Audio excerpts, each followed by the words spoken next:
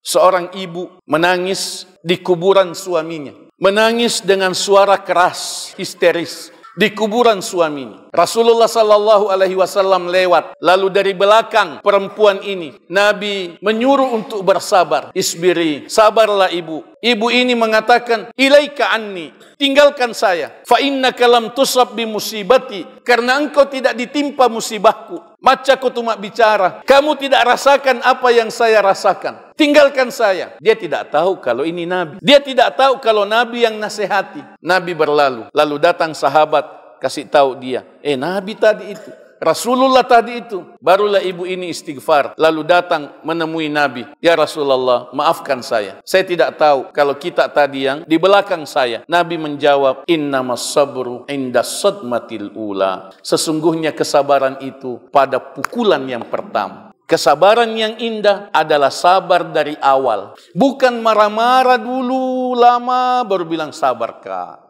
Sudah dia bilang semua yang dia mau bilang, baru bilang saya sabar. Tidak begitu. Sabar itu dari awal. Sabar itu sejak dari pukulan yang pertama. Dari awal musibah sudah sabar. Itulah sabar yang indah.